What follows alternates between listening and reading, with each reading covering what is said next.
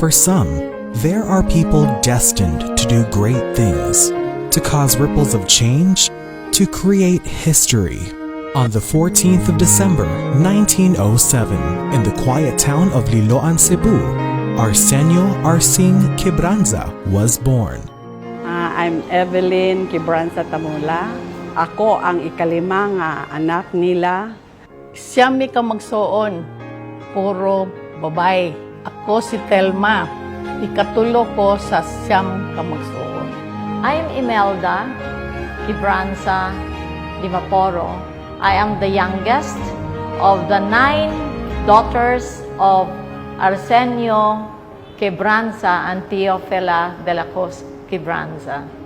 He would grow to be a man of intelligence, with a passion for arts and literature, which he brought with him as he journeyed to Mindanao to pursue a career in teaching.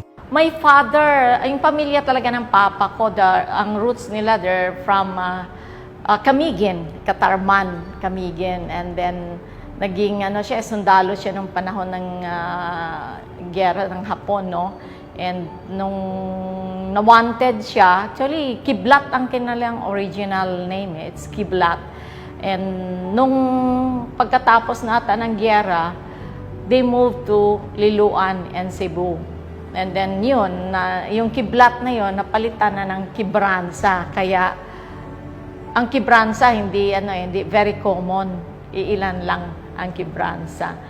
Ang katong panahon pag-anhin niya, Lanao pa to, undivided Lanao.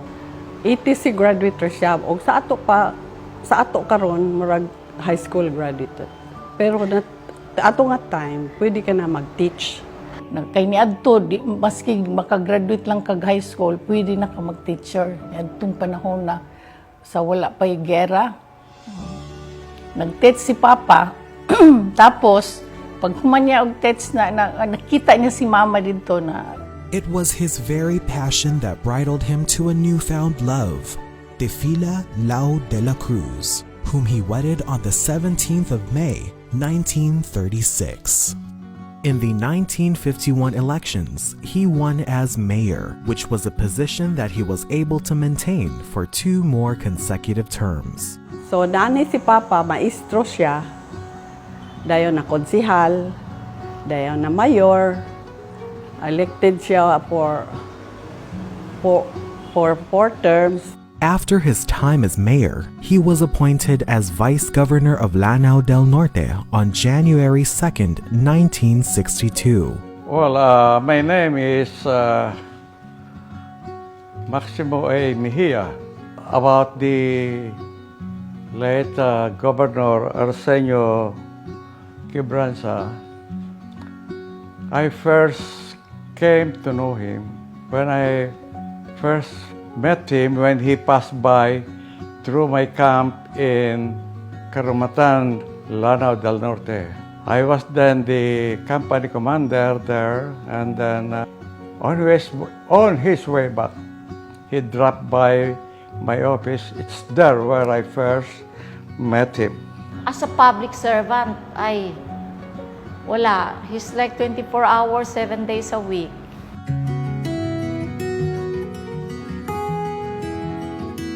Pagka 1967, na vice governor siya 2 years, dahil kay na-abolish man ang Congress ato, siya ang na-governor until panahon ni Cole.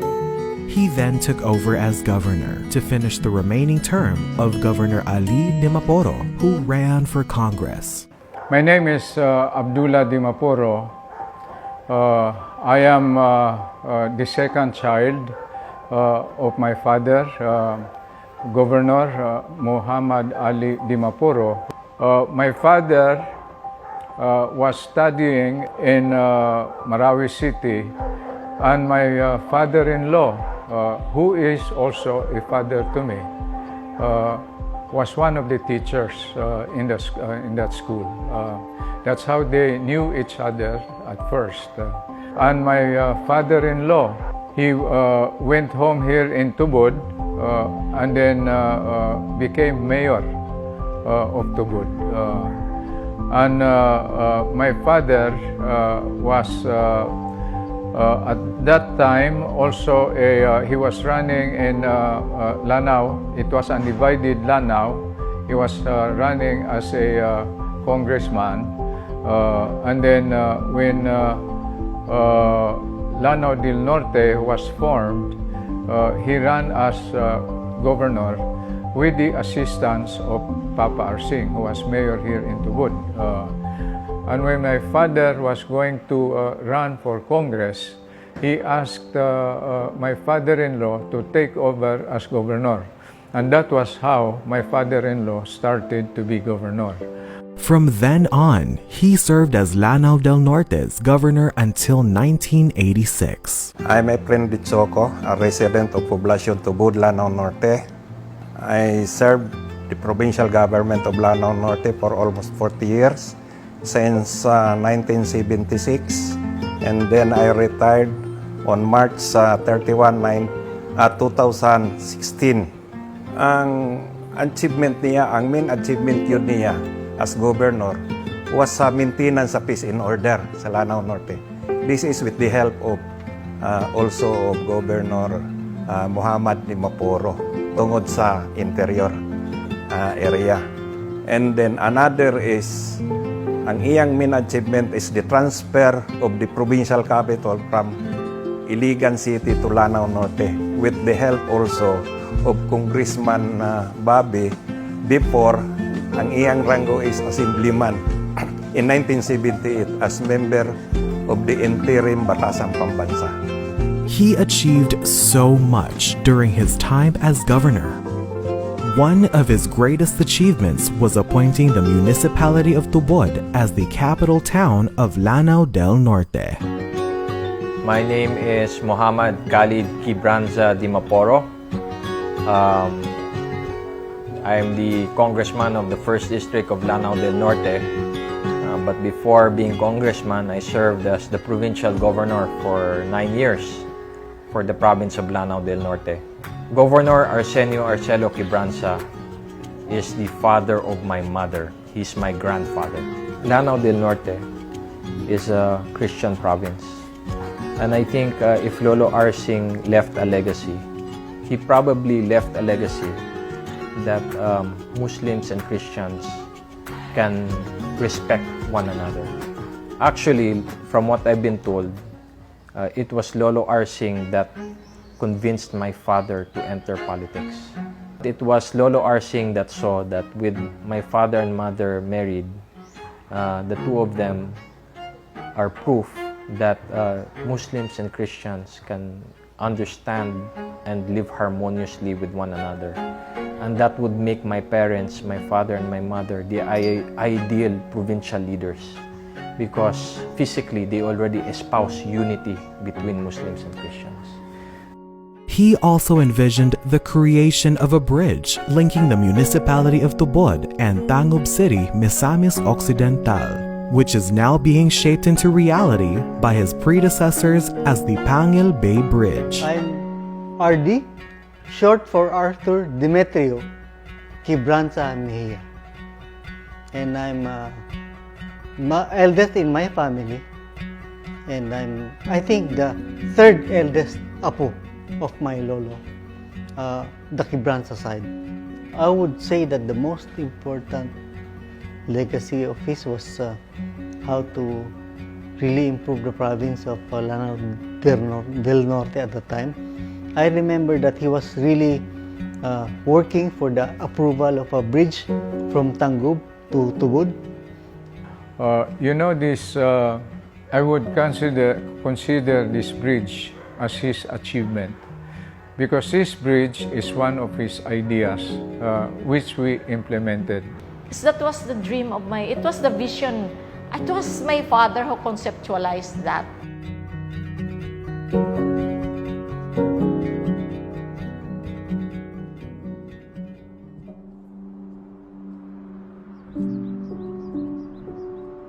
On September 4th, 1987, at the age of 79, Governor Arsenio Quibranza died of kidney failure after receiving the sacraments and last rites of the Roman Catholic Church at the Makati Medical Center. Actually, nagsakasakit man to siya.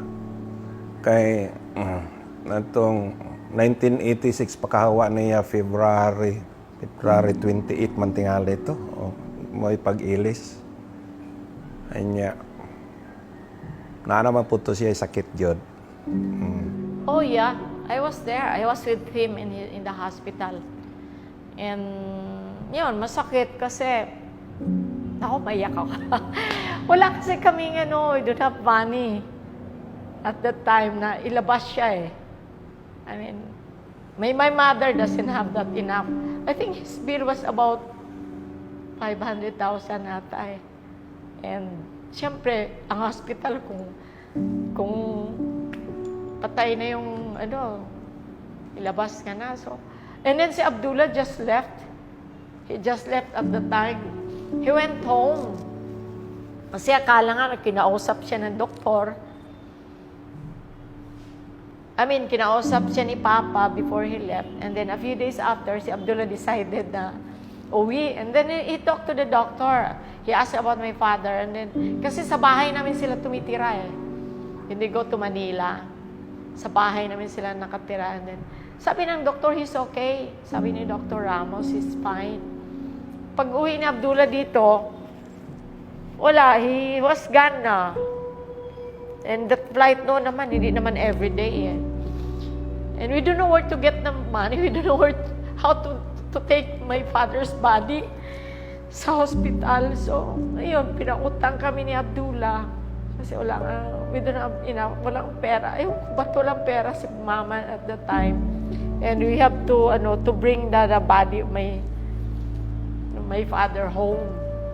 Yun, it was Abdullah who paid for our hospital, for my papa. It was Abdullah who bought our tickets para mauwi namin si Papa. So I was with my Papa nung inuwi namin yung kanyang bangkay with my mother. I wasn't. Kasi I still, siya actually nag-coma. He was comatose for like two months. He was comatose. And I was pregnant with Amina. Yeah. I was pregnant with Amina at the time. Kaya yun yung watching your father na kasi nag-gangrene na, so they have to cut off his leg. There was complications. When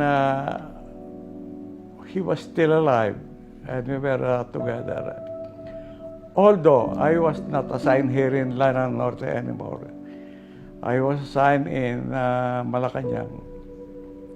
He would always visit us there. And then, if need be, I get him appointment with the President of the Philippines or any the high personalities in Malacanang. And that's how I knew him. We were only separated when there was a revolution they call it revolution in EDSA. So we were tagged, and I and my family have to escape to America, and that was the last that I and my father-in-law, the late governor, met. My last remembrance of spending time with him was with the whole family. Was that night of that EDSA revolution that they call. We just came from watching a movie. It's called Delta Force that time.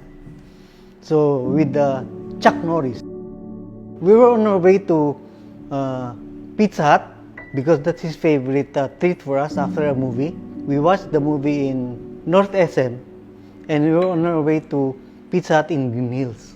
So on our way there, along EDSA, we saw that there were a lot of people in the gates of Crame and Aguinaldo. And we were wondering what was happening. And then the following day, people kept coming and coming, and then before you know it, history's changed. sige minyang sulti, ayaw mo kalimot o tawag ni Lord. Always, kung unsa inyong problema, si Lord ang inyong tawagon. Ug ayaw mo kalimot nga magsimba every Sunday. Yan ang nako malimtan ni Papa. Maski ito, iyang sulat nga gihatag sa ako. Nagpadala siya og sulat bago siya namatay. Yun gidak niyang bilin sa ako. Nga ting ayaw yung kalimot og simba every Sunday. Sorry, nakahila ko kay wala man ko kuha ni Papa pagkamatay niya, wala man ko nakauli. Ang akong feeling, mas more ang iyang love sa mga tao kaysa iyang pamilya. Unahon niya ang mga tao kaysa amo. Naay iyang pagka-istrikto, pero kung imo siyang masinati, he has a big heart. Kung mawin ni mo ang iyang trust, he has a big heart. And you are his friend, you are his friend forever. Ana. Today, his legacy perseveres through his works and with the efforts of his successors, who inherited the love that the late Governor Arsing A. Quibranza had for the wonderful people of Lanao del Norte, the land of beauty and bounty.